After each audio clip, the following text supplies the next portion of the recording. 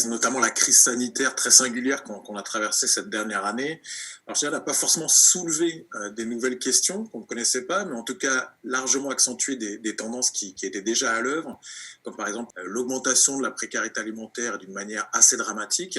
Et puis surtout, me semble-t-il, ça a mis à jour un certain nombre d'impensés au premier rang desquels, je dirais, la situation de l'emploi dans nos systèmes alimentaires, tout au long de la chaîne. En matière de production agricole, par exemple, bon, il y a eu un appel au peuple sympathique pour aider les exploitations agricoles, mais on a bien vu qu'on ne s'improvise pas comme ça du jour au lendemain de manœuvres agricoles. Et on a appris ainsi, par exemple, qu'en France, un tiers des saisonniers agricoles viennent de l'étranger, principalement de Maroc, Pologne, Roumanie, ce qui pose la question de l'autonomie alimentaire de notre pays, autonome certes, mais avec de la main-d'œuvre étrangère. Donc, ensuite, en matière logistique, sur les circuits longs qui ont continué de bien fonctionner, peut-être certainement grâce aux transporteurs routiers, les grands oubliés de notre système alimentaire.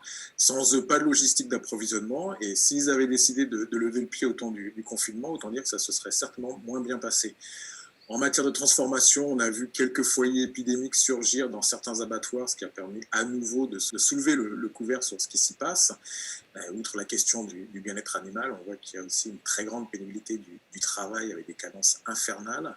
Et puis enfin, en matière de distribution, les hôtesses et hôtes de caisse dans la grande et moyenne distribution qui ont assuré le service à un moment où c'était vraiment pas évident. Donc clairement, le système il a tenu grâce à tous ces travailleurs de l'ombre de nos systèmes alimentaires qui généralement sont invisibilisés. Et si on considère souvent qu'on ne paye pas le vrai coût environnemental de notre alimentation, là, on a clairement vu qu'on n'en paye pas non plus le vrai coût social. Donc c'est autant de sujets, de questionnements, d'impensés qu'on va révéler au sein de ces troisièmes rencontres de l'alimentation durable.